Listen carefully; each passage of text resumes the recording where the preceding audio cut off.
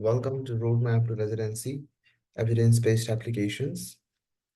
Hello, everyone. So in this video, we will be talking about B-cell maturation, antibodies, and all. So this is the review part from your first state. So antibody structure and function.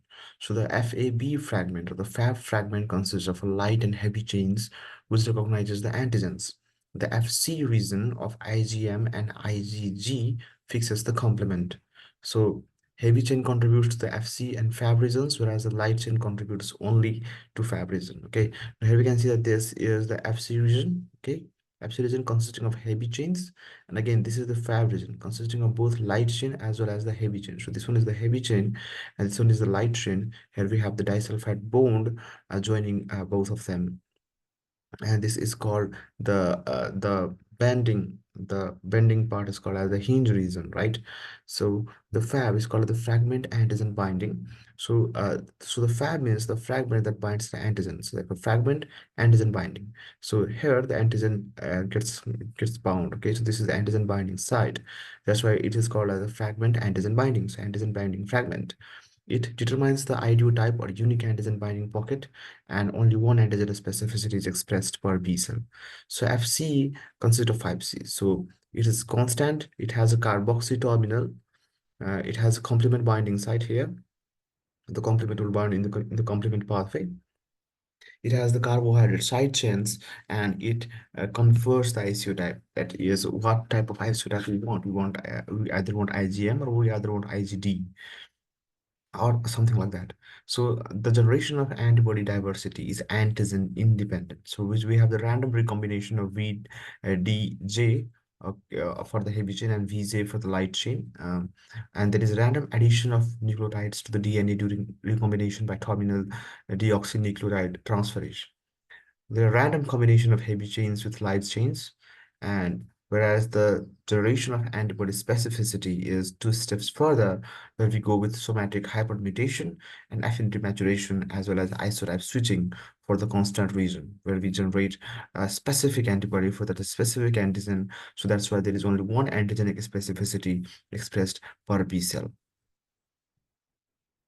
Now here we can see here this is the structure of an antibody again. So here we have the light chain.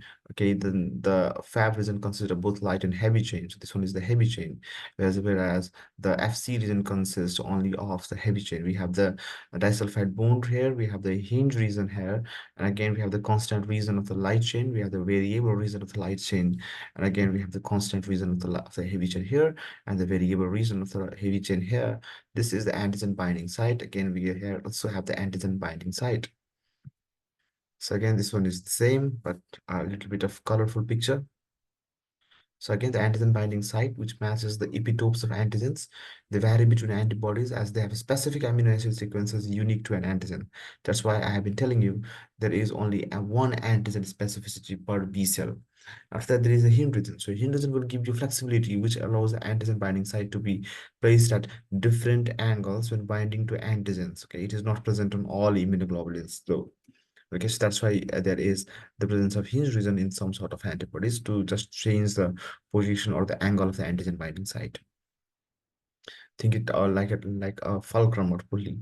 So epitope is the part of the antigen which binds to the antibody. Now, let's talk about the different sort of immunoglobulin isotypes. So, first of all, we have the IgG. So, IgG is the main antibody secondary to response to an antigen. It is the most abundant isotype in the serum, and it fixes the complement, opsonizes the bacteria, and neutralizes the bacterial toxin and viruses. Now, this line is important: opsonization of bacteria and neutralization of bacterial toxin and viruses. Only isotope that crosses the placenta. Again, this is very, very important. Very frequently asked in the examination, which IgG, which antibody or which immunoglobulin can frequently cross the placenta. So IgA, very important for the IgA deficiency syndromes. So it prevents the attachment of bacteria and viruses to mucous membranes. So that's why there is recurrent cyanopulmonary infections and all. It does not fix the complement, and there is increased susceptibility to infections like giardiasis. It is most produced antibody overall, but has lower serum concentration released into secretions like tear, saliva, mucus, and breast milk. Now, talking about IgM is the first antibody to be produced during an immune response. It fixes the complement, the antigen receptor on the surface of the B cells, and it is associated with cold autoimmune hemolytic anemia. Now, this clinical relevance is important. So, talking about IgD, IgD is expressed on the surface of mature or naive B cells, and there is normal low levels of IgD in the serum. IgE, it binds the mast cells and basophils, cross-links when exposed to allergen, and mediating immediate type 1 hypersensitivity reaction through the release of inflammatory mediators such as histamine. So now talking about the overview of T cell development. So the T cell precursor rearranges its T cell receptor genes in the thymus. So here this is in the thymus. So from the T cell, so the T cell progenitors develop in the bone marrow and migrate to the thymus here.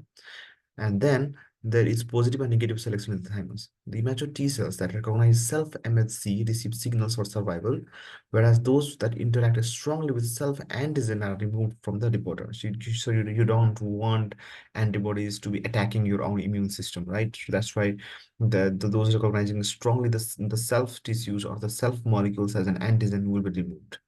And then the mature T cells migrate to the peripheral lymphoid organs, where the mature T cells encounter foreign antigens in the peripheral lymphoid organs and are activated.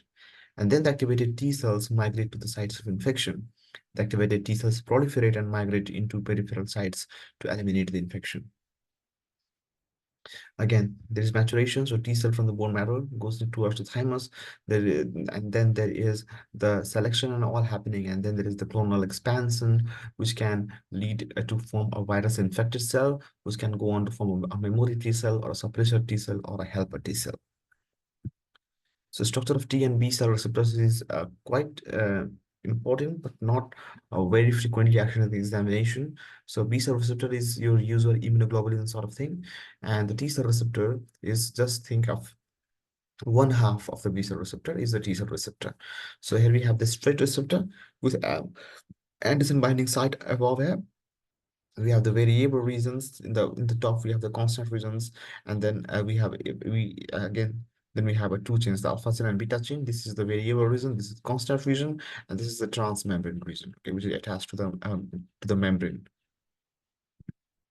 Now, the B cells, okay, there are hematopoietic stem cell, and then there is a pro-B cell, pre-B cell, there's immature B cell, which forms the naive or follicular B cell. Then it gets activated, which can form either from plasmablast or short-lived plasma cell, which will then form immunoglobulins. These plasmablasts will form immunoglobulins, and then, or it can go towards the apoptosis and form, whether it can then again get towards the clonal expansion to form either memory B cell or a plasmablast, which is going to produce long-lasting antibodies. So the B cell development, so generation of B cell receptors is in the bone marrow. So the B cell precursor rearranges its immunoglobulin genes, and then there is negative selection in the bone marrow only. So the immature B cell is bound to the cell surface antigen is removed from the reporter. Again, same mechanism like the T cell, okay, which binds strongly to the self molecules as an antigen will be removed back. And then the B cells migrate to the peripheral lymphoid organs. The mature B cell is bound to the foreign antigen, is activated there, and then the antibody secretion and memory cells in bone marrow and lymph tissue is there. So the activated B cells give rise to the plasma cells and memory cells. So remember this. So if the question asks what would best reflect a diagnosis of congenital toxoplasmosis in a neonate, choose IgM titers in the neonate. There is the ability for IgG to cross the placenta and is responsible for the hemorrhagic disease of the newborn. Gut-associated lymphoid tissue, GALT, consists of paired patches or aggregates of lymphoid tissue in the gut, responsible for protection against the intraluminal pathogens. The paired patches are the predominant source for IgA producing cell. So if there is IgA, if there is paired patches deficiency, or if there is tonsil deficiency, then there is decrease in the IgA production, right? So the IgA deficiency will yield the false negative celiac screening, and patients with celiac have 15 times greater simultaneous prevalence of IgA deficiency. Thank you for watching. Keep studying hard.